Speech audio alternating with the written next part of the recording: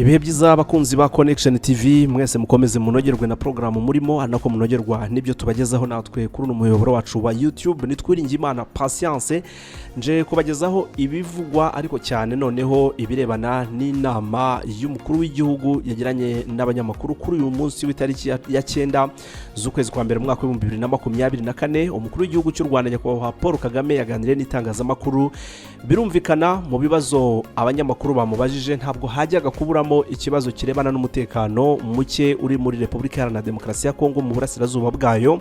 Impamvu uvuga ko kitajyaga kubura nuko biza bikurikirana na raporo zashyizwe habona zikozwe n'umuryango w'Abibumbye aho zigaruka zigaragaza yuko hari ingabo z'u Rwanda zishobora kuba ziri ku butaka bwa Repubulika Iharanira Demokarasi ya Congo zifasha M23. Hanyuma ikindi bikaza binakurikirana nuko muri iki cyumweru cyangwa se mu mpera zacyo yaba umuryango w'ubumwe bw'Uburayi yaba leta zunze ubumwe za Amerika bashyize habona ikimeze nka statement igaruka ku cyo batekereza ku bikorwa bya M23 ariko kandi baza kongeramo ko basaba leta y'u Rwanda kuba yakura ingabo zayo ku butaka bwa Congo. Ibi rero umukuru w'igihugu byanze bikunze abanyamakuru bagomba kubimubazaho akagira icyo abivugaho. Kibazo cyabajwe n'umunyamakuru ariko umukuru w'igihugu ajya kugisubiza yaboneyeho no gutanga umucyo kuri byinshi.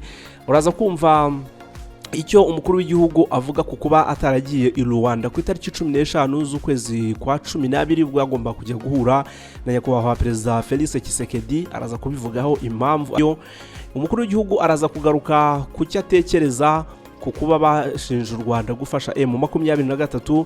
Araza kugaruka no ku bindi bitandukanye byose bifitanye isano na Repubulika Iharanira Demokarasi ya Congo n'umutekano muke uri mu burasirazuba bwayo. Araza kuvuga kandi no kuri manda nshya y'ubutegetsi bwa leta zunze ubumwe za Amerika igiye gutangira mu minsi iri imbere aho Donald Trump azaba ageze muri office. Ibi byose rero yabisubije mu rurimi rw'icyongereza, niyo mpamvu mpisemo kubibabwira nanjye ngendana nawe abivuga mu cyongereza nge nkabashyira mu rurimi rw'ikinyarwanda kugira ngo n'abatabasha kumva ururimi babashe kumva icyo umukuru w'igihugu yasubije abanyamakuru n'ubutumwa bukubiyemo ku byo benshi bibaza ko abanyamakuru babaza ibibazo babariza abaturage. Nitwiringi Imana Patience. Mbere yuko tugenda reba ko wakoze subscribe niba utari wabikora uhita ubikora nonaha urabuduhaye support ikomeye ubundi tubane muri ubu buryo. Reka dutangire. Excellency, my name is Vincent Gasana. I work with the KT Press. So it seems a startling thing to say, but all things considered, the crisis in the Democratic Republic of Congo could be ended in a mere matter of days. Umunyamakuru haramubaza ati nyakubahwa birashoboka yuko ibibazo bishobora kuba ibibazo by'umutekano muri Repubulika Iharanira Demokarasi ya Congo bishobora kuba byarangira cyangwa se byahagarikwa mu gihe runaka. Ati ariko dufite kubiganira ukanyine twumve icyamubaza.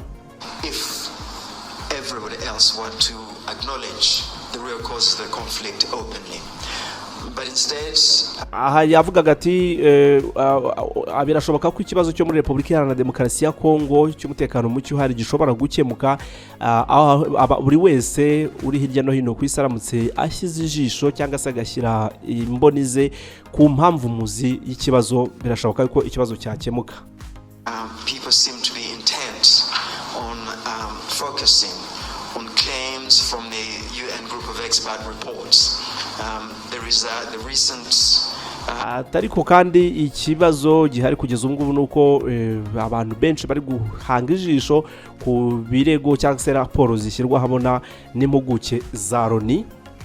Statement from President Joao Lourenco, for instance, on the M23 rebel alliance entry into Masisi seems to go on a supposed threat to territorial integrity of the DRC instead of the real cause. Aha yatangaga ingero uyu munyamakuru atanga ingero za raporo zimaze iminsi yishyizwe habona nkuko nabitangiyeho mbivuga yuko mu minsi ishize European Union na America nabo bashyize raporo habona bavuga bati kuba M23 yagiye muri Masisi kuba iri kurwana mu buryo irwanamo ni ukuvogera ubutaka bw'ikindi gihugu cyangwa se bw'igihugu hanyuma bikanesha na process y'ibiganiro bigamije amahoro muri Repubulika Iharanira Demokarasi ya Congo.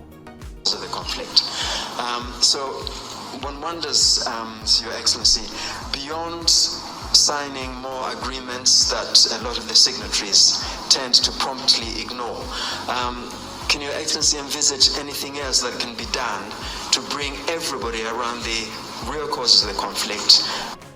amubajije ikibazo hano, ikibazo kigira kiti ese nyakubahwa perezida, nyuma y'uko abantu bashobora kwirengagiza cyangwa se kudashyira imbaraga muri ibi byo gusinya amasezerano yanditse mu mpapuro, bimwe na bimwe bikarangira nta n'icyo agezeho, ubona hari ubundi buryo bushobora gukoreshwa bukaba bwatuma kiriya kibazo cy'umutekano muke muri Repubulika Iharanira Demokarasi ya Kongo kibonerwa igisubizo? Hari ubundi buryo bwakorwa bitarinze kujya gutakaza igihe mu byo gusinya impapuro?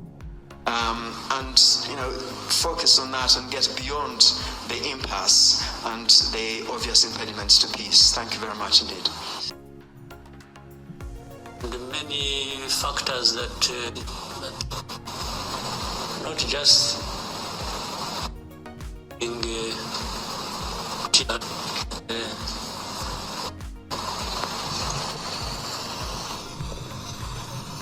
much as I said, I didn't have much to say as was prompted, but more agreements that around the real causes of the conflict.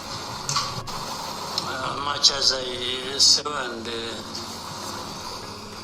once again wish you a happy new year. I hope the new year will bring blessings to all of us. I think we had time to talk about the last year. And the last year ended well. Now in the new year, continue the good progress we made in our region. We are looking forward to that. So that is the starting point of my answer to your question. This problem of Eastern Congo. Umukuru w'igihugu atangiye amusubiza ati iki kibazo cya Kongo y'Uburasirazuba, which I have in the past even explained as not just Eastern Congo problem, but Congo's problem. ati iki kibazo cya Kongo y'Uburasirazuba ni ikibazo nakunze kugenda mvugaho kenshi no mu myaka cyangwa se mu bihe byatambutse. Ntabwo ari ikibazo cya Kongo y'Uburasirazuba gusa, ahubwo ni ikibazo cya Kongo As a whole, and the problem for our region, ni ikibazo kandi cy'akarere kacu muri rusange, the problem for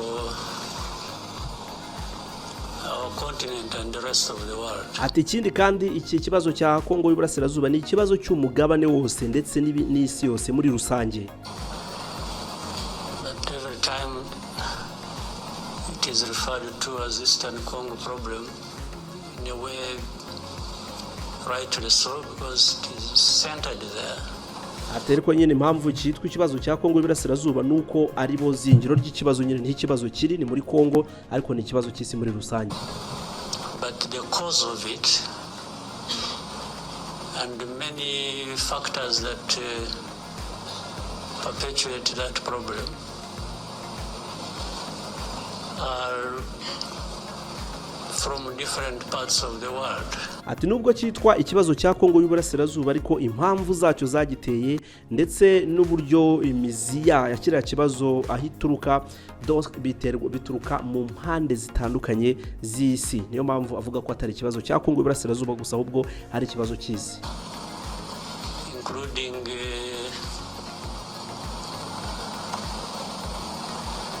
from the big countries as we know them, the powerful countries as we know them. ikindi kandi avuga nuko umuzi w'ikibazo cyangwa se ibyatumye kiriya kibazo kibaho bimwe na bimwe bituruka no mu bihugu bikomeye tuzi nk'ibihugu by'ibihangange tuzi hano mu isi, bifite aho bihuriye n'ikibazo cya Repubulika Iharanira Demokarasi ya Kongo muri Kongo y'Uburasirazuba. In fact, that problem has roots in the history of that. ati mu by'ukuri ikiriya kibazo cy'umutekano muke muri Kongo y'Iburasirazuba gifite imizi mu mateka. That country, the history of our region, and the history of our continent, relating to even the early days of colonial time. Ati ikibazo cya Kongo y'Iburasirazuba gifite imizi mu mateka, amateka y'ibihugu byo ku mugabane wa Afurika, amateka y'akarere dutuyemo ndetse n'amateka y'ibihe by'ubukoloni. Kiriya kibazo gifite imizi muri ibyo byombi yaramaze kuvuga.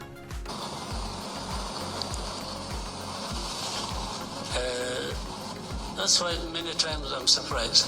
Let me go straight now to the issue raised, talking about, say, sovereignty. Umukuru w'igihugu rero ati ibyo nari maze kuvuga nibyo rimwe na rimwe bintera kumva ntangajwe cyangwa se ngatungurwa no kumva hari abagize ibyo bavuga. Ariko reka niba utengeye ku kibazo wari uvuze, agiye guhera noneho ku bijyanye n'ubusugire bw'ibihugu rero. Territorial integrity.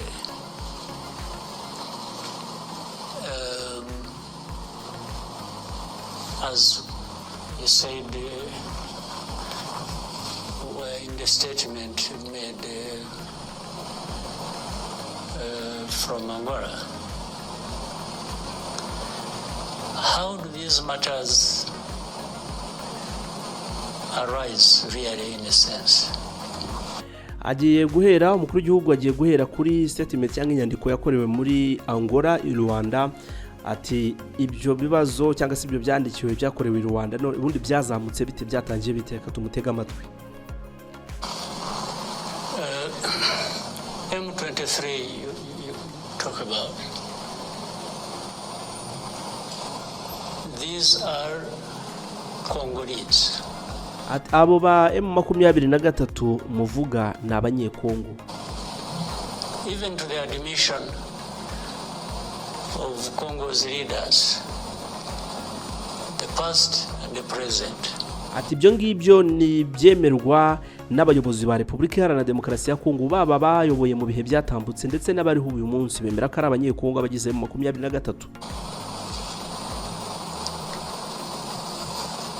Now, why are they fighting? None rero uyu munsi niki gituma barwana, kubera iki barimo kurwana? Why do we have over 100,000 refugees here in Rwanda? Niki gituma noneho uyu munsi dufite impunzi z'abanyekongo zirenga 100,000 hano mu Rwanda? Niki kibitera? Originating from that region. Why do we have refugees here? Is it because Rwanda wants refugees and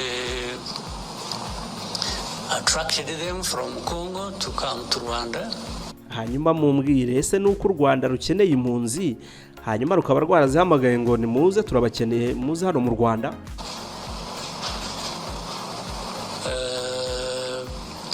I said the first question, M23, why would they be fighting? They just like fighting. Hanyuma nkuko nabivuze mbere ntangira, kubera iki mu 23 barwana? Mbese nuko baryoherwa no kurwana cyangwa se bakunda intambara? So, in the fighting that is happening in Eastern Congo, and you call that violation of sovereignty, territorial integrity, how does it arise? Hanyuma ibi by'imirwano rero iri kuba muri Kongo y'Iburasirazuba, hanyuma ukifata cyangwa se bikitwa kuvogera no guhungabanya ubusugire bw'igihugu no gufata ubutaka.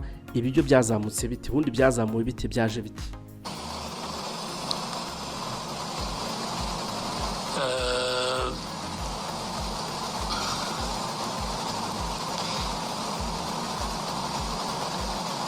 So,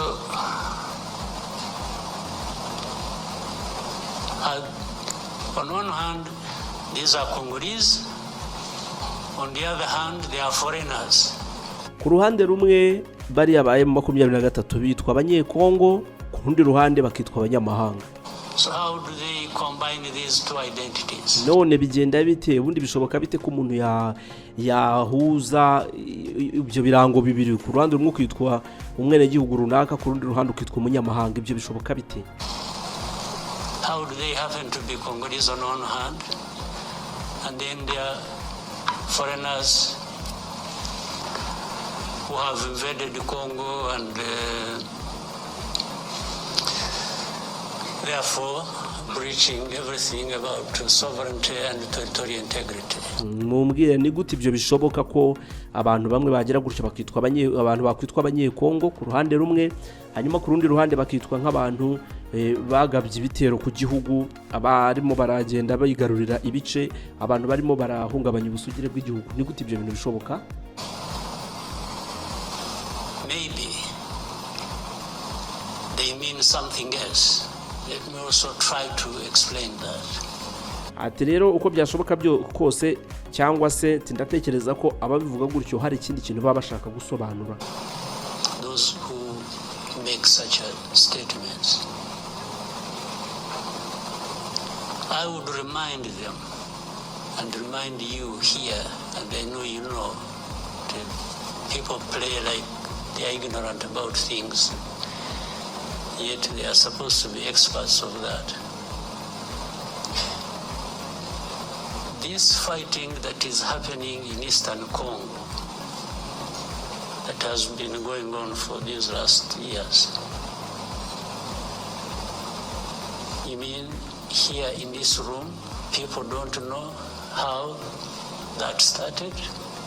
Hanyuma ati atangiye avuga ati ndagira ngo mbabwire abo batekereza batyo, ndagira ngo mbwire namwe muri aha ngaha, ndagira ngo mbwire buri wese yuko iriya ntambara iri kuba hariya muri Congo, mu burasirazuba bwa Congo, ese koko namwe muri aha murashaka kumbwira yuko mutazi ukuntu biriya bintu byatangiye? Ntabwo babizi, abo bavuga gutyo ntabwo babizi. Where it originated from? Ntabwo bazaho ibi bijyanye n'iyi ntambara byaturutse, ntabyo bazi. These groups fighting in Congo, the fighting that was started 2 more years ago. Ati iyi ntambara cyangwa se amagurupe y'abantu bari kurwana muri Congo, intambara yatangiye mu myaka myinshi itambutse. These people fighting did not come from Rwanda. Aba bantu barwana muri Congo, banaherekera barwana muri Congo, ntabwo bigeze baturuka mu Rwanda. Ibyo nibyo nshaka ko mumenya, ntabwo baturutse mu Rwanda. As of the time the war started, or they started the war fighting, maybe the origin, I even don't know whether it qualifies as such. These people did not, they are of Rwandese background. I don't know whether it would even be right to say they originated from Rwanda. Most of them, Congo found them where they are or where they were. It's not that there was a movement from Rwanda. Maybe some might have originated from Rwanda by this movement from Rwanda to that part long ago. Even either before I was born or when I was a kid. Mukuru w'igihugu ati ntabwo numva n'abavuga ko aba bantu baturuka mu Rwanda cyangwa se ariho baturutse, ntabwo numva uburenganzira aho babukura. Ntabwo ibyo bintu mbyumva, ntabwo bisobanukirwa akagaruka mu mpamvu z'amateka ibihe byatambutse uko byari bimeze. Ati ntabwo numva icyo bashingiraho bavuga ibyo bintu.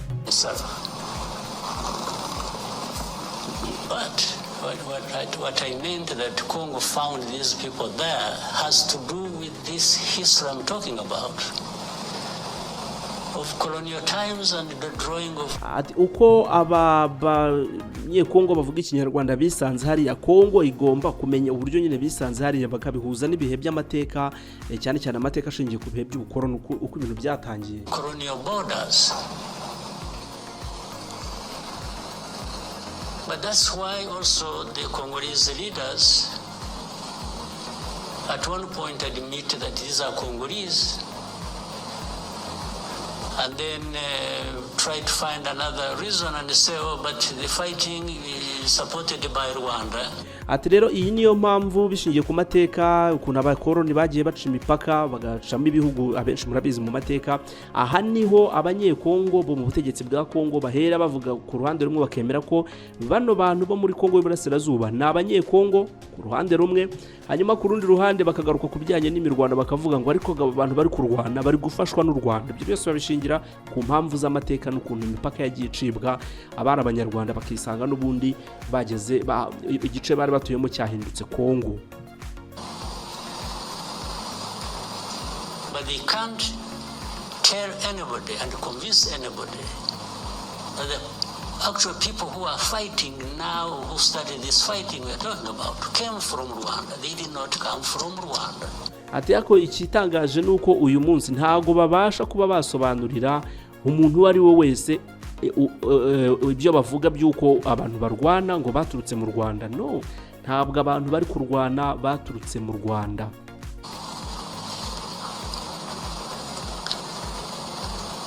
These leaders of M23 and the majority of their fighters came from Uganda, where they had been as refugees who ran away from, or as a result of solving the problem of 2012, 2013. Hanyuma ikindi ati aba mubona barwana muri Repubulika Iharanira Demokarasi ya Kongo bagize mu 23 baba bamwe mu bayobozi bayo baba bamwe mu basirikare bayo majorite cyangwa benshi muri bo bateye cyangwa se batangiye imirwano n'ubundi baturuka mu gihugu cy'Ubugande. Bari barageze mu Bugande bageze mu Bugande mu gihe mu 2012 hashakwaga uburyo bwo gukemura ikibazo cy'amakimbirane n'ibibazo by'umutekano hariya bikaba ngombwa ko abantu bamwe bajya mu gihugu cy'Ubugande bongeye kugaruka mu ntambara baturutse mu Bugande. When these people moved to Uganda and others came here, I remember for specific actually number, those who came here were between 500 and 600. Ati murabyibuka neza ubwo muri iyo myaka ibyo bihe byageraga bamwe bagiye mu Bugande bahunga abandi bamwe baza mu Rwanda. Ati icyo genda byibuka neza bazi imibare bari mu bihumbi 100, 500, 600 gutyo. Whom we disarmed and gave back arms to the government of DRC. Ati abo baje mu Rwanda ubwo nabaye 23 murabyibuka ko mu 2012 icyo gihe nyine 23 yasubiye inyuma irahunga bamwe bajya Buganda abandi baza mu Rwanda. Atabo baje mu Rwanda twarabakiriye tubaka imbunda bari bafite intwaro bari bafite tuzisubiza Repubulika Iharanira Demokarasi ya Kongo. Ati ibyo bintu twarabikoze at the time and had been kept here for a long time until some when things as they kept changing, the government of DRC used to send even their officials to come and speak to people here where we had held them in the camps. Ati rero igihe cyarageze abo bantu twafashe magana bangana gutyo twabagumisha no ku butaka bw'u Rwanda turabagumana. Hanyuma igihe kiranagera Repubulika Iharanira Demokarasi ya Kongo igenda yohereza bamwe mu bayobozi bayo baza hano mu Rwanda kuganira n'abo bantu bahoze muri mu 23 baganira hano mu Rwanda twe twarabashyize mu nkambi to speak them purportedly to resolve their problems. Nta kindi baganiragaho kwari ukugira ngo baganire inzira zanyurwamo kugira ngo bakemure ibibazo byabo. It went on back and forth for a long time. The problems were never resolved. But these are not the ones who started the fighting. And if you want to see where these people, most of them are still here. ati kandi ikindi twababwira nuko abo bantu baraje baraganira babigira inzira babona zo gucamo kwanga ibibazo bikemuke ariko nakubwira ko abantu batangije n'imirwano cyangwa se batangiye kurwana hariya ntabwo ari bamwe muri abo ngabo ntabwo ari byo. Fighting was started by the main group that was in and from Uganda. Ati ucyo mugomba kumenya nuko imirwano yatangijwe n'ababandi bari barahungiye mu gihugu cy'u Buganda nibo batangije imirwano ntabwo abaje mu Rwanda nibo bayitangije. So how did it become Rwanda's problem? Ati none ubundi ibibazo by'imirwano yo muri Repubulika Iharanira Demokarasi ya Kongo ni gute bihinduka ikibazo cy'u Rwanda? Honestly, what is the basis and for how long do we explain this? Ati ni iki bashingiraho ubundi tuzamara igihe kingana iki tuvuga ibi ngibi tubisobanura bizageza ryari? To what point?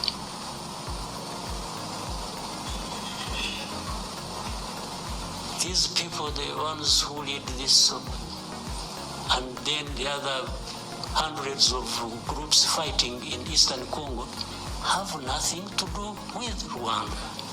Ati baba bari abarwana muri 23 yaba n'indi mitwe yitwaje intwari rwana muri Congo y'uburasirazuba nta bihuriye n'u Rwanda nta n'icyo Rwanda birurebaho rwose. The only reason Rwanda comes into question now for this is for a couple of reasons.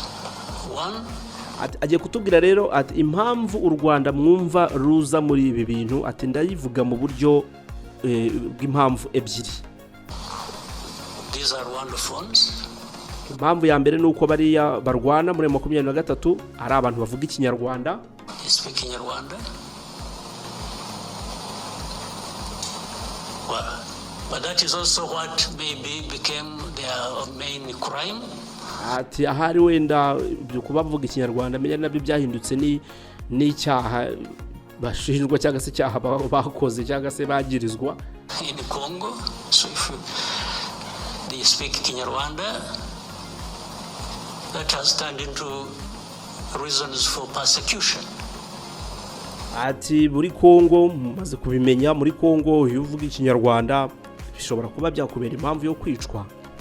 And that's why we have refugees here for over 2 decades.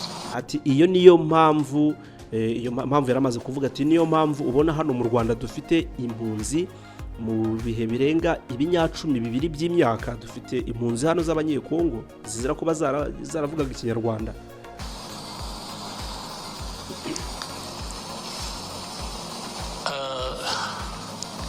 The other reason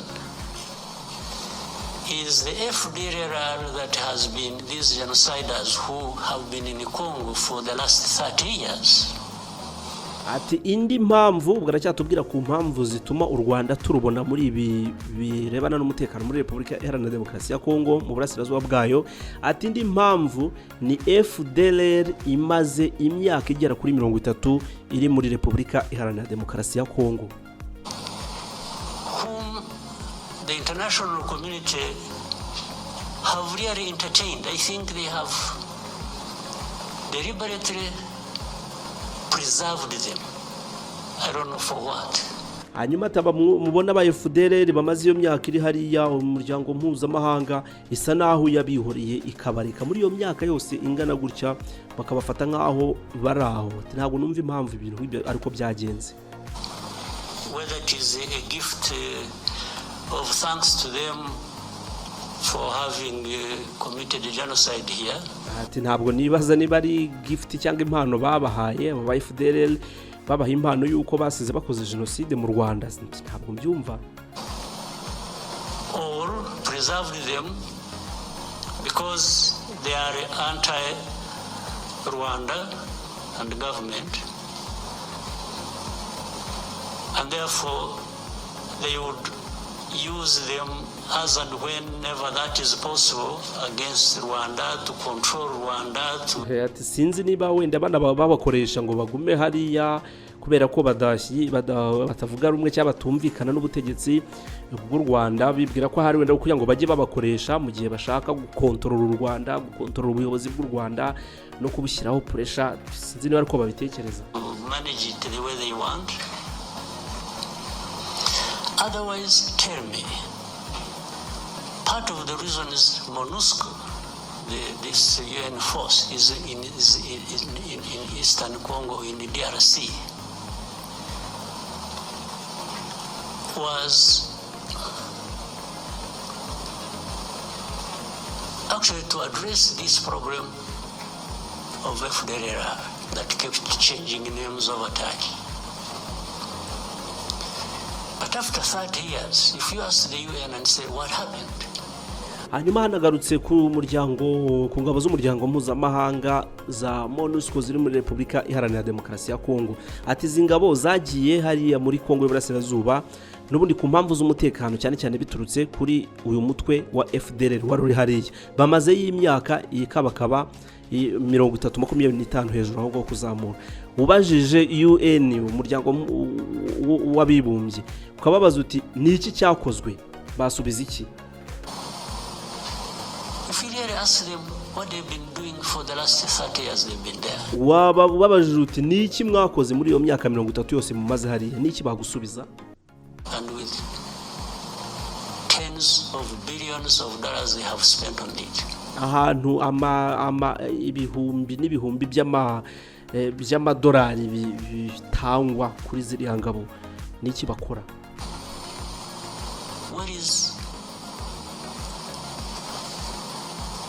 What is there to show for that effort that was made? Only to end up blaming Rwanda for everything that is happening in Eastern Congo. Ati nk'umuryango w'abibumbye ubajije ibyo bibazo bagusubiza iki, ni iki bakora usibye kuba birangira n'ubundi bari gushinja u Rwanda kugira uruhare mu mutekano muke muri Repubulika Iharanira Demokarasi ya Kongo? Really in Congo, because even problems of Congo are blamed on Rwanda. Ati mu by'ukuri ibibazo bya Kongo hafi ya byose usanga baba babigayira u Rwanda cyangwa se ari rwo bashinja kuba rufiteho uruhure n'ibibazo bya Repubulika Iharanira Demokarasi ya Kongo. By these so-called international community members, and together and in support of the DRC government. Ati ibyo kandi ugasanga birakorwa nabo bitwa imiryango bihugu bigize umuryango mpuzamahanga w'abibumbye, umuryango w'abibumbye, ndetse ibyo kandi bikaza nanone binashimangirwa na Repubulika Iharanira Demokarasi ya Kongo yo ubwayo. If DRC government is not encouraged to take its own responsibility for its people and its country, and everybody joins them to blame others for their problems, how do you expect Congo to actually address these problems that affect all of us? Hanyuma akabaza ikibazo ati niba Repubulika Iharanira Demokarasi ya Kongo idashishikarizwa kuba yafata inshingano mu gukemura ibibazo byayo ifite, ahubwo ukabona iratizwa umurindi mu gukomeza gutereka umutwaro w'ibibazo byabo ku bindi bihugu cyangwa se ku bandi bantu, none ni gute mutekereza yuko ibi bibazo bitwugarije muri aka karere twese bizakemuka niba abantu ari uko babibona na Repubulika Iharanira Demokarasi ya Kongo ikaba ari uko ibibona? So the statement you referred to, therefore, is part of this, I don't know what to call it, honestly. But it just doesn't make sense. It doesn't add up for any solution to the problems at hand that we need to be addressing.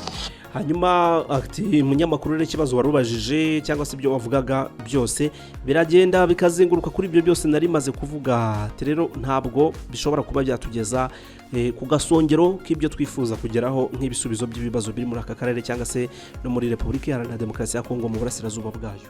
I don't see how. Well,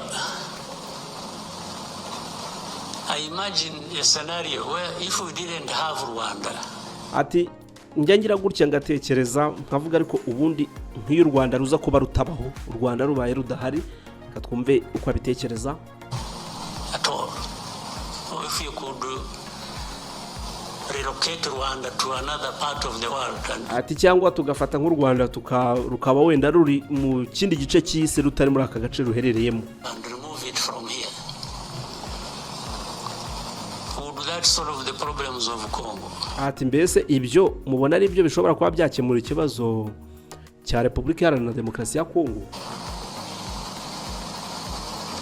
Or of the region? Really? So, and people get lost in the blame game, this, that, and forget to really address the root causes of the problems we have.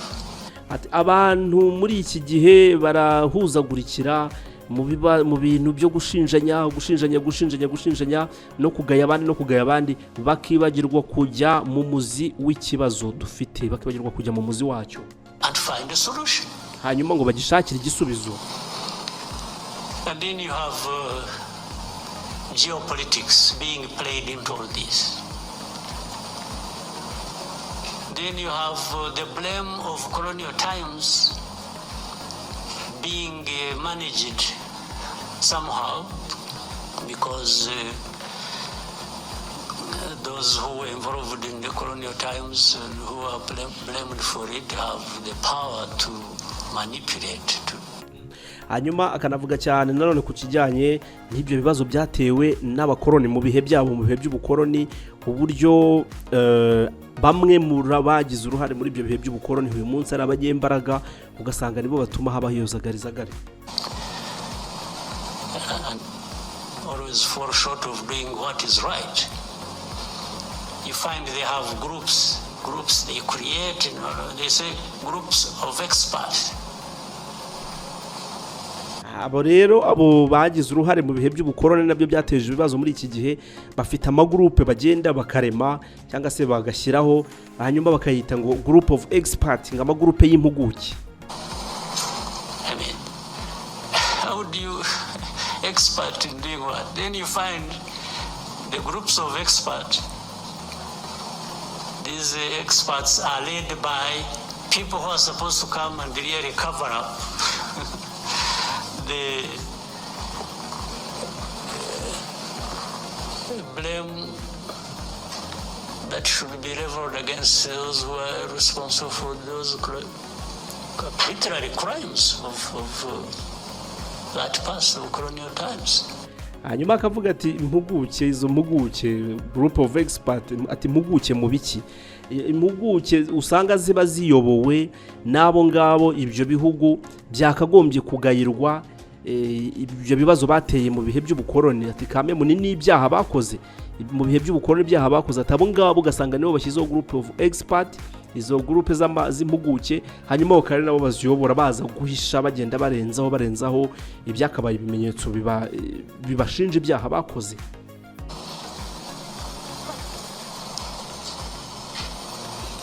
And they've been here in Eastern Congo or in Congo, groups of experts. What expertise? Ati abo rero bitwa group of experts cyangwa ayo matsinda y'impuguke ati no muri Congo bagezeyo abo matsinda y'impuguke ati niki bahugutsemo ni ubuhuguke ki bafite expertise ki is to come and terrorize, you know, these groups, the people making up these experts, you know, in broad daylight, killings, persecution, all kinds of stuff are done by people they see. Hanyuma akagaruka kuri izi mpuguke ati izo mpuguke zifite buhuguke ki ni impuguke zo kuza kuvuga ibinyoma ni impuguke ki ati ku manywa y'ihangu aho bitwa ngo boherejwe nk'impuguke abantu baricwa abantu baranyongwa ati ibyo bigakorwa n'abantu izo mpuguke bohereje ziri kubareba n'amaso zibireba. Government leaders in Congo, commanders, people belonging to the police, the army, in broad daylight lynching people ati abantu barimo abayobozi mu gihugu, barimo abapolisi, barimo abasirikare, barimo n'abandi b'ingeri zitandukanye bagakora ibyo bikorwa ku manywa y'ihangu. This one is kept quiet about. Hanyuma izo mpuguke zoherejwe zigaceceka, ibyo ntizibivugeho. And then these experts write they pile up crimes committed by M23. Hanyuma izo mpuguke zikagenda zikicara zigafata inyandiko zikandika ibyaha ngo byakozwe na M23. They talk about things somewhere in the background in the villages, and they don't talk about these things that were done in towns in broad daylight. Ugasanga muri izo raporo bakoze nta kintu na kimwe bigeze bavugamo mu bintu bikorerwaho mu mijyi, ibyo bintu biba ku manywa y'ihanga abantu bareba, kandi bitwa ko ari impuguke zagiye kugira icyo zikora. Before their eyes.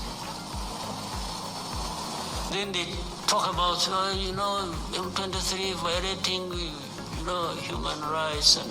Ugasanga baravuga bati 23 irahungabanya uburenganzira bwa muntu. So on and so forth.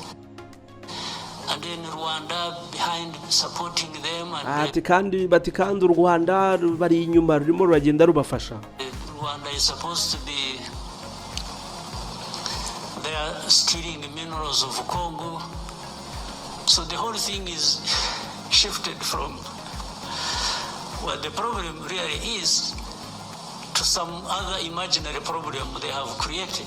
Hanyuma ugasanga ibibazo bivuye aho byakagombye kuba biri mu by'ukuri bakabihindukiza bakabizana bakabigira ibindi bibazo bo ubwabo barimo kwimagina. Yaragarutse no kucyo bajya bavuga yuko u Rwanda ruba rurimo harangwa ruri kwibanga amabuye y'agaciro, ati byo nkaho bakavuza ikibazo bakajya kurema ibindi bibazo ahubwo bitandukanye n'ibibazo bihari.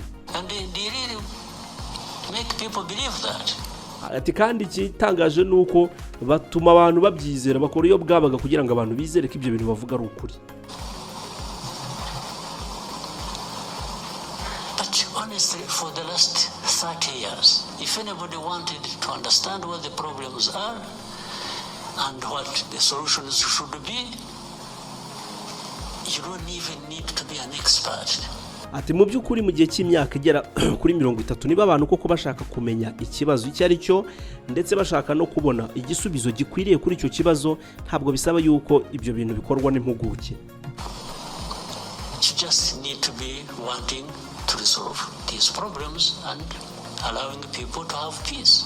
Nta kindi bisaba usibye kwemera yuko ugomba gukemura icyo kibazo ndetse no kwemerera abantu ko bagira amahoro, nta kindi. So when you ask me what next do I think, what I think should happen is what I have thought from the beginning and have spoken out very loudly. Ati we munyamakuru icyo wambajije ngo niki ntekereza gishobora kuba cyakorwa kugira ngo amahoro abashe kuboneka. Ati icyo ntekereza n'icyo n'ubundi naho zintekereza na mbere, nacyo navuze na mbere, naragisobanuye mu buryo butomoye, ntabwo nigeze mbura kukivuga mu buryo bwumvikana. To whoever needed to listen. Ati ibi narabivuze ndetse nanabibwiye buri wese wumva ukeneye kumva, ushaka kumva yarabyumvise narabivuzeho. This problem is not insurmountable. It can be addressed. It can end. Ati iki kibazo cy'umutekano muke muri Congo, mu burasirazuba bwa Congo, ntabwo ari ikibazo kitanyeganyezwa, ni ikibazo gishobora kuba cyarangira. It should have ended in actual fact long ago. Ati ni n'ikibazo yewe cyakagombye kuba cyaranarangiye rwose mu bihe bitambutse, igihe kinini gishize cyagombye kuba cyarakemuwe cyararangiye. But you can't end it by manipulation. You can't end it by playing games. Ntabwo ariko iki kibazo wagikemura mu gihe uri kumanipulating abantu cyangwa se ufite imikino wibereyemo, ukina imikino ukinisha abantu, ntabwo ibyo bintu byashoboka. So one, does FDLR exist in that situation or not?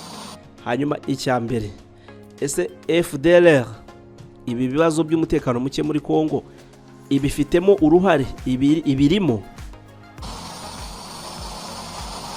people understand the history of FDLR ese abantu basobanukiwe amateka ya FDLR or not? So why should FDLR be an issue even for discussion? Or why should it be a big problem that can't be resolved? ati ubundi ni gute FDLR yahinduka ikintu cyo kuvugwaho ngo abantu bajye gukora ibiganiro bavuga kuri FDLR? Kuki ikibazo cya FDLR kidashobora kuba cyakemuka? We told these people, whoever was involved, that you can.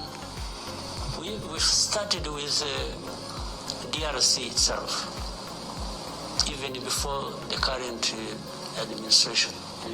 Ati twabwiye abantu bose bashobora kuba barebwa n'iki kibazo. Ati yewe twanaganiriye n'ubutegetsi bwa Repubulika Iharanira Demokarasi ya Kongo na mbere yuko ibi bihe by'intambara byo muri Kongo byaduka. We used to approach these people. We even approached the current administration. We said, let's work together to resolve this problem. Ati twegereye ubutegetsi bwa Repubulika Iharanira Demokarasi ya Kongo turabasaba tuti aba bariho ubu ngubu bati mureke dufatanye turebe uburyo twakemura iki kibazo cya FDLR. And that we will support you with whatever you think you need. And we will avail ourselves and our resources to actually help you fight this FDLR and eliminate it from. Ati twabiganiriyeho rwose turabegera turabwira ati tuzabafasha mu buryo bushoboka, tuzakora ibishoboka byose, imbaraga dushoboye tuzazibaha ndetse n'ibikenerwa byose tuzabibafashamo, ariko ikibazo cya FDLR gishyirwa ku murongo. Hanyuma barabyanze. I had even given them advice that you see Uganda has a problem of ADF and others based in Congo. Ati nigeze no kubaha n'igitekerezo yewe mbabwira nti reka tuganire muri ubu buryo. Murabona Ubugande bufite abitwa ADF barwana muri Repubulika Iharanira Demokarasi ya Kongo n'ubundi nabo. We have a problem of FDLR based in Congo. Ati natwe ubwacu dufite FDLR ikibazo cya FDLR iri muri Congo.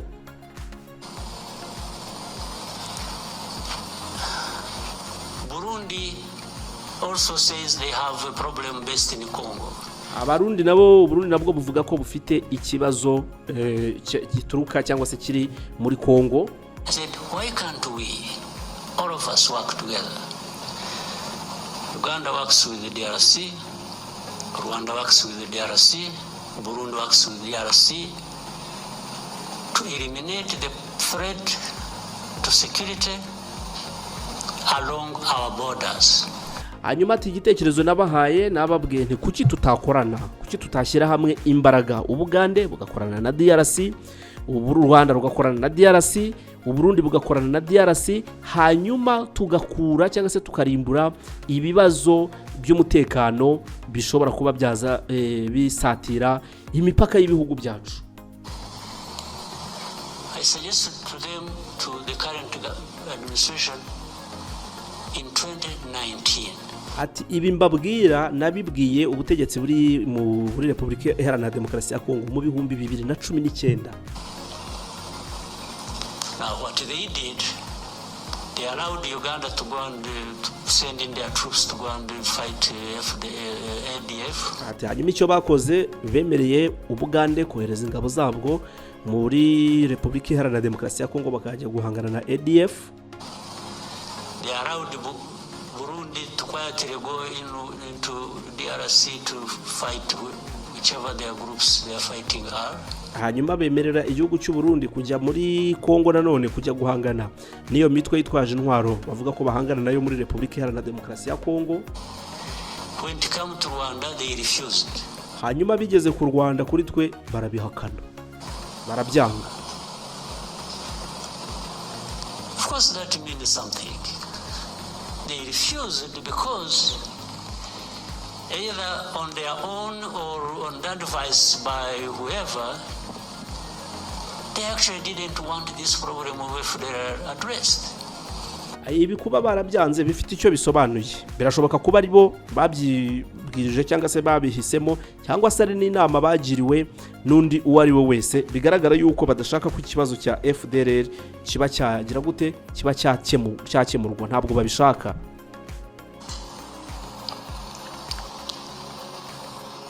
This was way before this M23 problems flared up. Ati ibingibi cyangwa se izo nzira nari maze kubabwira ni inzira zavuzweho memuno na mbere yuko ibi bibazo bya M23 biza.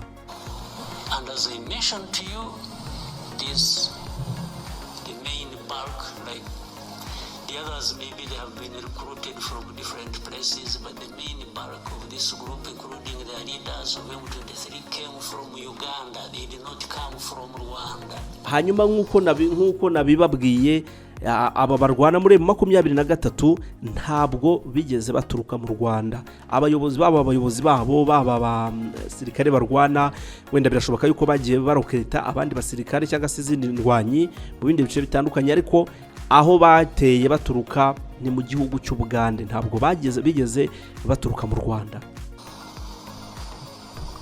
This is a basic fact you should all be knowing. Then ask yourselves, so how did it become Rwanda's problem?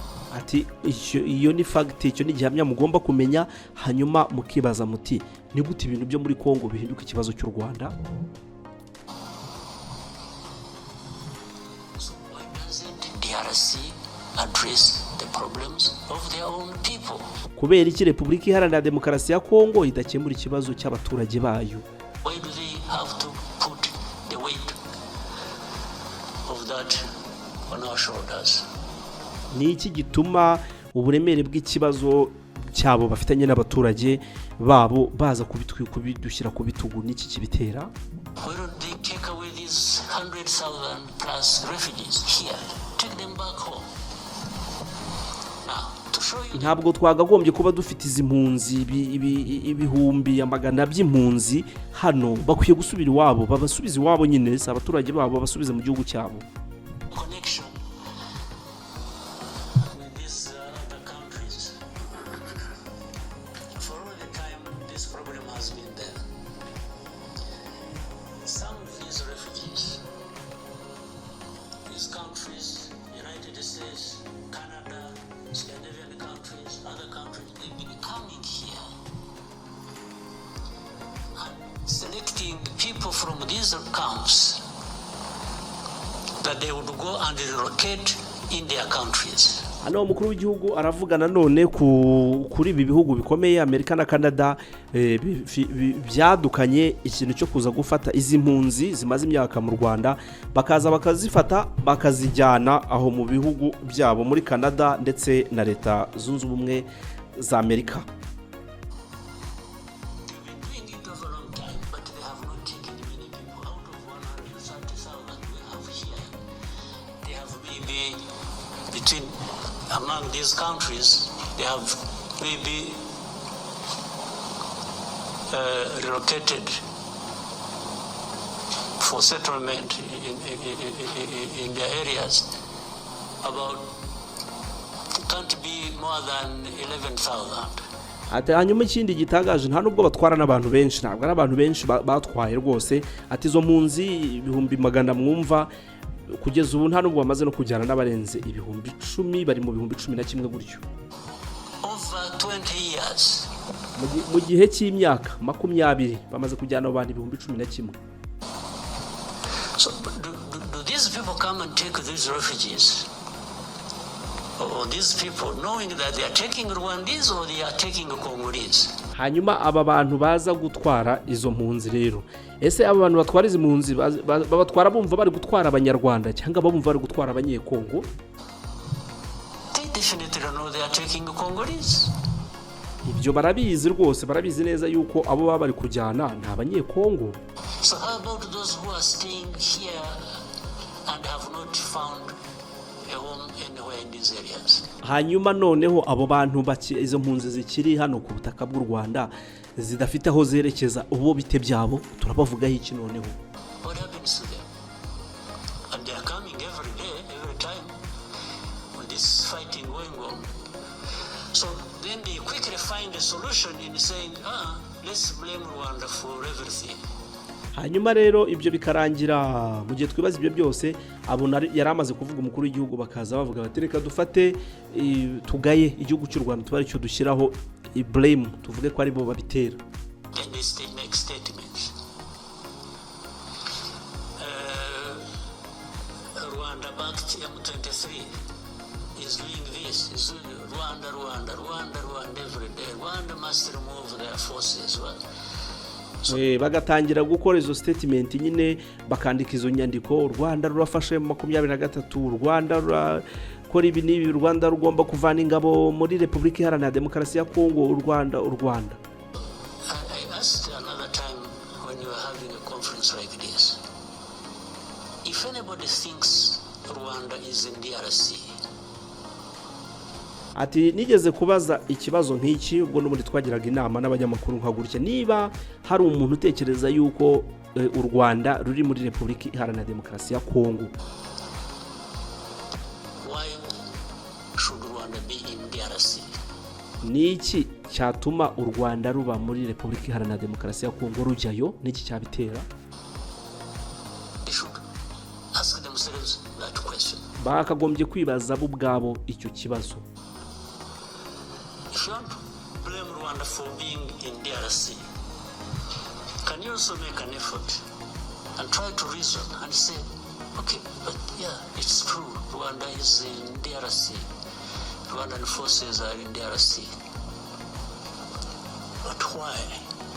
Hanyuma niba koko wumva ushaka gushinja u Rwanda kuba rufite ingabo muri Repubulika Iharanira Demokarasi ya Congo, wagombye kwicara ukarezona ugatekereza ukibaza okay birashoboka reka tuvuge ko ari ukuri ko ziri muri Repubulika Iharanira Demokarasi ya Congo, ariko se kubera iki?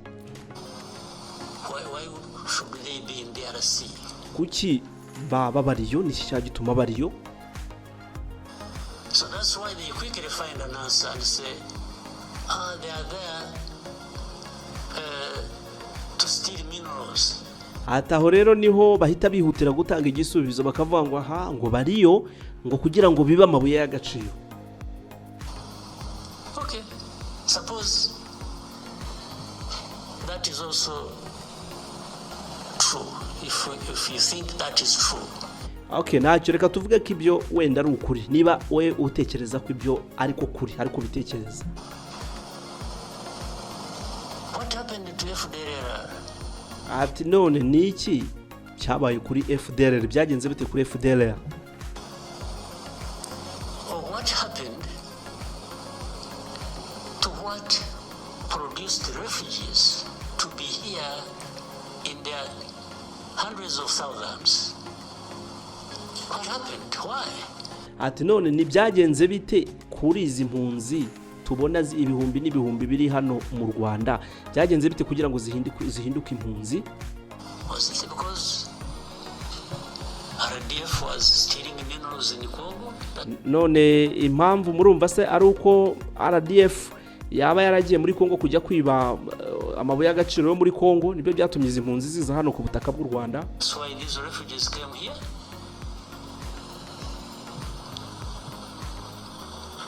Is it so where is the FDLR? FDLR is nowhere. You don't remember 2019 and later on afterwards 21 and so on when there were 2019 in November, I remember there was an incursion through Virunga Mountains, invaded our country, areas of Kinigi and Musanze. Ati murabyibuka mu bihumbi 2019 ubwo FDLR yagabaga ibitero muri bice bya Virunga bakajya mu Kinigi ari muri Musanze, ibyo murabyibuka? These were FDLR. Abo bari FDLR. Afterwards the bombardment that came from DRC onto our territory. There we held a Commonwealth conference here. Ati byo murabyibuka igihe habagaho ibintu byo kurasa ibisasu biraswa biva ku butaka bwa Congo biza ku mipaka yacu murabyibuka igihe twari dufite inama hano mu Rwanda y'umuryango w'ibihugu bikoresha icyongereza Commonwealth. So the bombardment that was and killed our people, and we raised these matters with the government of DRC. Ati iryo raswa ryaraje twicira abaturage. Icyo kibazo murabyibuka ko twakiganiriyeho n'ubutegetsi bwa Repubulika Iharanira Demokarasi ya Congo. So everything is, oh no, they are just stealing minerals. Okay, if you are right on this, how about these other issues? Hanyuma abantu bakaba baraho bavuga ngo bariyo kugira ngo biba amabuye y'agaciro, barimo bareba amabuye y'agaciro. Okay, ntacyo, reka tubivuge dutyo. Hanyuma ibi bibazo bindi byo mubivugaho iki? How have you addressed them? Ni gute mwabikemuye? So, my dear friend, I've given you a long as I wanted to really be quoted correctly, and I hope you will. This problem can be addressed. Ati munyamakuru rero ikibazo wambajije nkivuzeho umwanya munini uko nagira ngo mbivuge byose mbyinjiremo neza. Iki kibazo cy'umutekano muke muri Kongo y'Iburasirazuba gishobora gukemuka. But it cannot be addressed by just having processes where the only thing in fact it's really sad. We have processes and we have leaders leading these processes, and what becomes more important is the appearance, the camera appearance.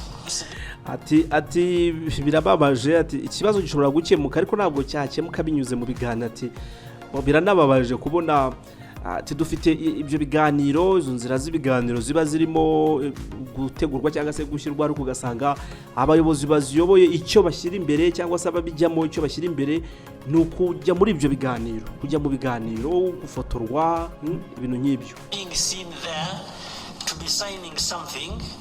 Kuba bagaragara hariya babonye bagezeyo bagize ibyo basinya, ibyo ugasanga ari byo bintu bashyize imbere gusa. That becomes an end in itself. Hanyuma ibyo byarangira bigahita bishyirwaho akadomo bikaba birarangiye nyine. You leave the problem intact, you don't address it. Oh, but you didn't go to Rwanda. Okay, how about the time I went there? What happened? Ati nyine bukano bakajyaho bakabisinya ati okay ntabwo nagiye muri Rwanda. Hanyuma se ubwo ari kwibaza ubwo ashobora kuba yaragarutse kuri bya bihe tariki 15 tagiye ati hanyuma se igihe inshuro zose zo ubwo nagiyeyo niki cyabaye? Because there are times I have been in this, in fact up to a point I got tired of going. We have meetings in Nairobi, I was always present. We have meetings in Rwanda, I was always present. Ati mu by'ukuri hari n'igihe byageze aho bungeraho numva ndarambiwe, bimaze kubirambirwa. Ati ubwo twagiraga inama muri Kenya i Nairobi narindiyo. Hari n'igihe twagize inama i Rwanda narindiyo. Wherever there were meetings to discuss how to end this problem, Rwanda was present. Ahantu hariho hose bateguye inama yo kugira ngo havugwe kuri ibi bibazo u Rwanda rwari ruhari. But in the end, even now as we speak, the importance is not ending the problem, the importance is in the process. Hanyuma uyu munsi tuvugana igifite agaciro cyangwa se igifite umumaro ntabwo ari ukurangiza ibibazo ngo bishyirwe ku murongo, ahubwo igifite agaciro cyane abantu bareba ubu ngubu ni ibiganiro. It's in the appearance to be photographed and abantu baraha agaciro cyane kuba umuntu ngo yaje, umuntu yafotowe, foto yafashwe. Yes, you were in Rwanda.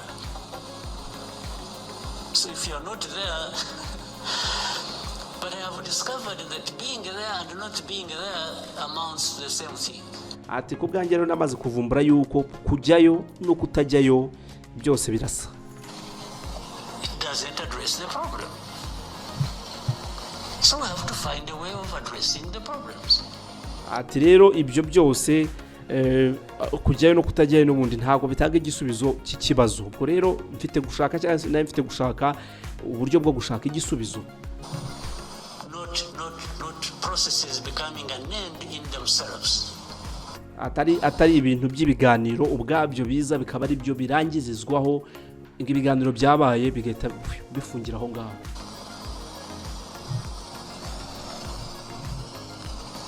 Not the leaders of those processes holding people's hands and doing this being an end in itself. We have to have results built on addressing the root causes.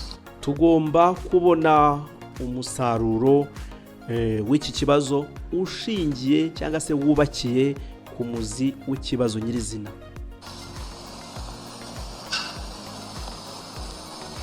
Another time they say, oh, Rwanda, you see, you have influence on M23.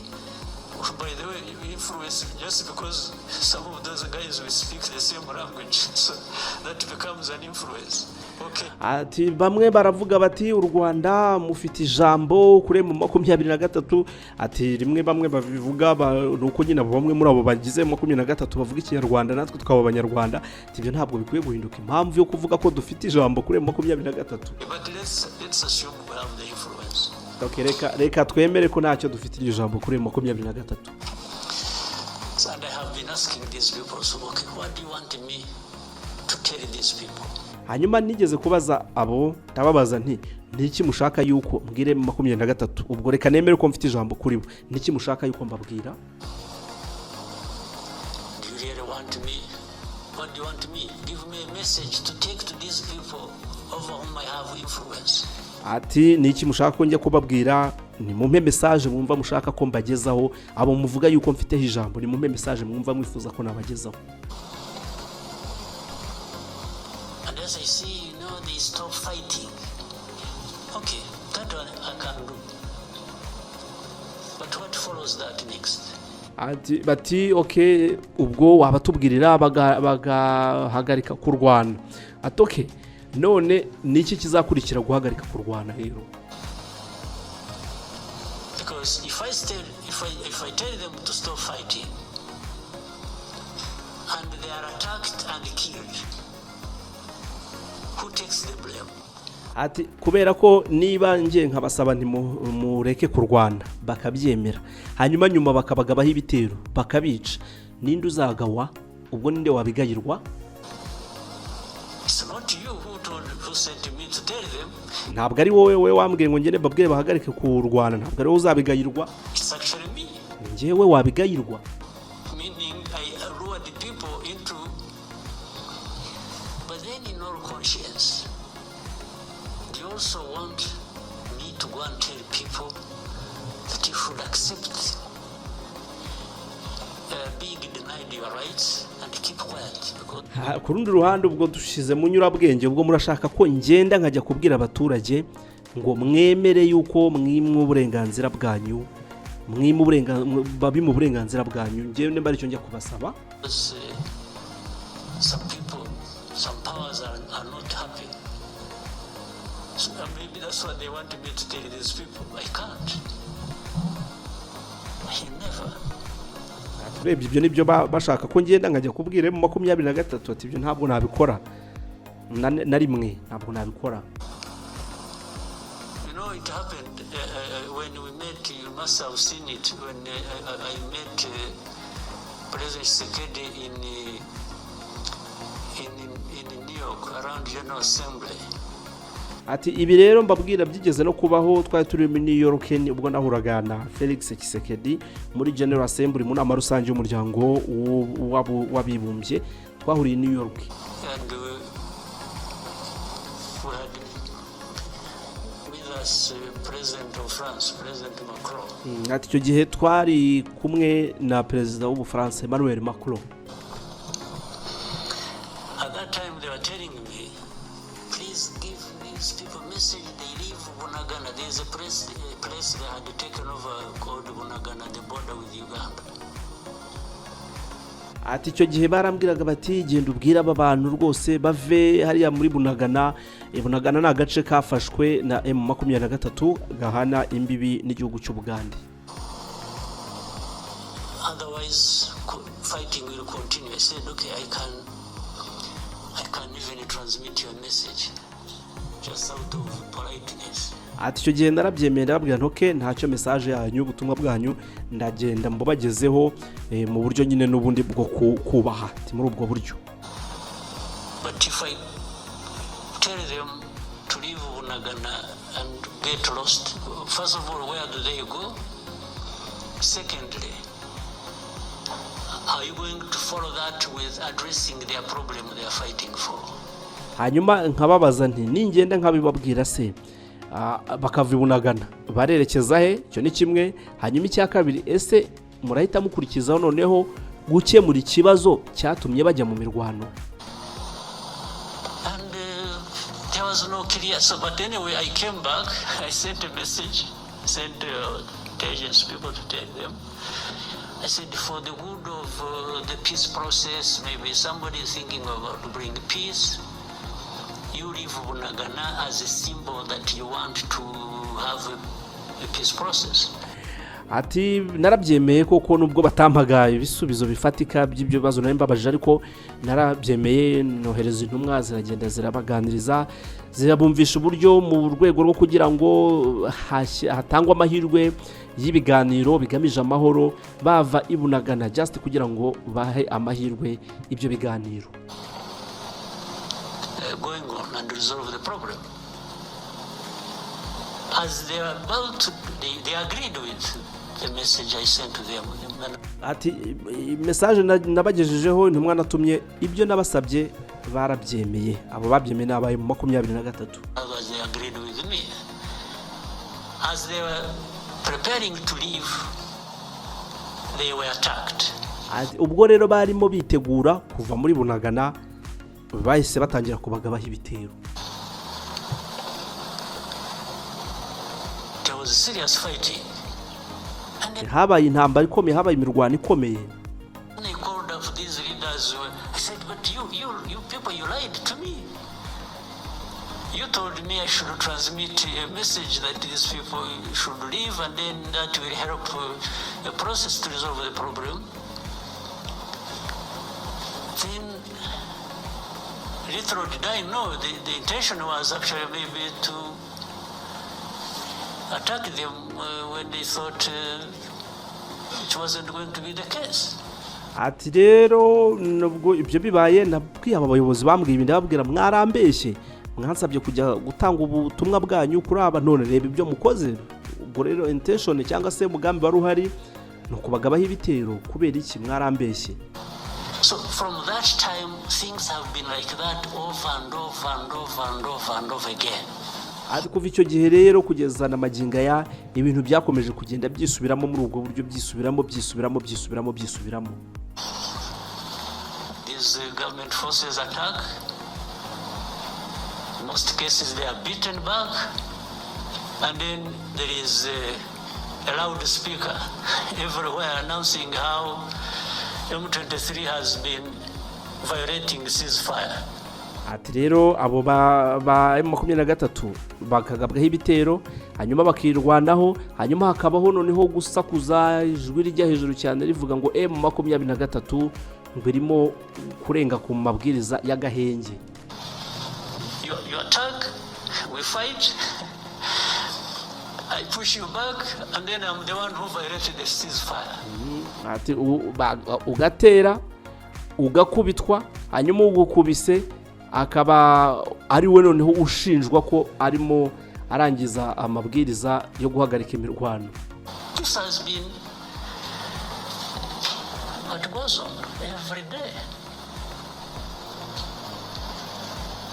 And even with these experts that we have in place, they cannot tell, but that shows it's not that they can't tell what is the truth.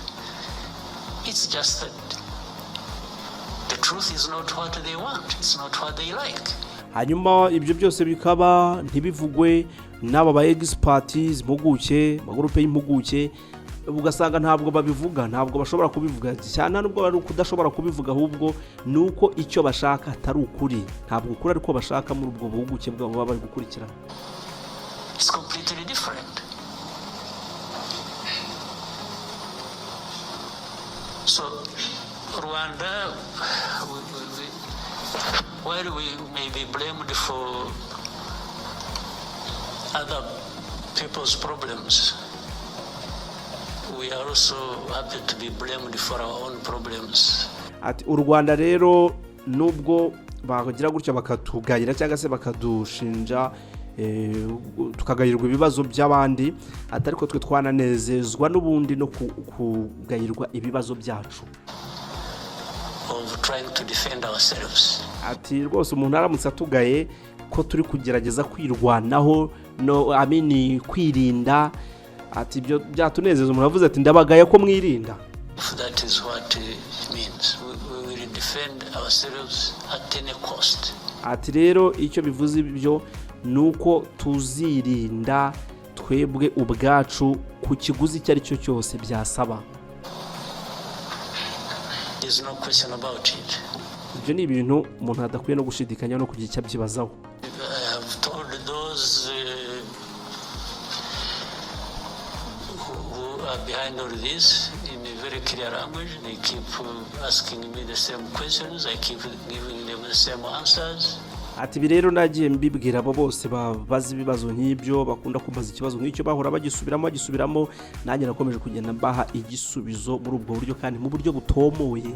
If there is anything that I can compromise on, it has nothing to do with ceding even a millimeter in terms of preserving the security of our country. Absolutely not. So, my friend who asked the question, the answers are obvious, they are known. Ati rero kuri we wabajije ikibazo, ibisubizo biri clear, birazwi, birafatika, biragaragara kandi birazwi. In their heads, these other people have their own other way of looking at things. They don't care about us, they don't care about anybody. Ati mu mitwe yabo bantu biyo niyo bafite uburyo babonamo ibintu bo ku buryo bwabo, they don't care about us, ntabwo batwitayeho, nta kintu na kimwe bitayeho. They care about themselves. Biyitaho ubwabo, nta kindi barebaho, birebaho.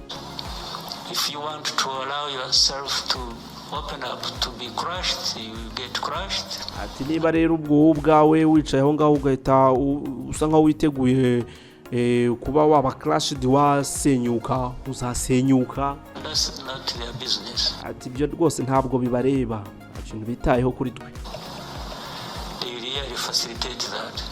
Ahubwo icyo bazakora ni ukubitiza umurindi, kugusenyuka kwawe bazabitiza imbaraga gusenyuka. So let me end up with a long story here, but it is an accumulation of, I have been silent for a long time. Ati reka nsoneza aha ngaha kuri iyo nkuru ndende gutyo, atari ko n'ibintu narimaranye igihe mu mutwe wanjye. So I thought I needed maybe to go back into a little bit of the history of the problem. Ati numvaga byari ngombwa yuko nsa nk'usubira inyuma mu mateka, ngaruka ku kibazo nyirizina mbihereye mu mateka. But the facts are clear. It's only those who don't want the facts that have other ways of looking at things. Atari ko mu by'ukuri ibihamya biraboneka, keretse udashaka kubibona afite ubundi buryo ashaka kubirebamo, ariko ibihamya biraboneka. All right. Maybe that answers all the questions you had in mind, but I can open up for more questions. Ati ndakeka ibi byose, ibi mbabwiye byose bishobora kuba bikubiyemo bimwe mu bisubizo by'ibibazo mwashoboraga kwibaza kuri iyi ngingo, ndakeka nabinyuzemo cyane. Nyakubahwa Perezida wa Repubulika y'u Rwanda Paul Kagame ni ikiganiro kirekire urumva mfashemo igice kimwe kigaruka mu byavuzwe mu cyongereza ku birebana na Repubulika Iharanira Demokarasi ya Congo n'ibibazo by'umutekano muke mu burasirazuba bwa Congo. Nkigarutseho mu buryo bw'ikinyarwanda, nta komenti ndi burenzeho kuri ibi ngibi mwabyumvise. Hanyuma mukomeze mugira ibihe byiza, ndabashimiye kuba mwabanye natwe, ibihe bibabere bihire. Nitwiringe Imana Patience, mukomeze muhari na Connection TV.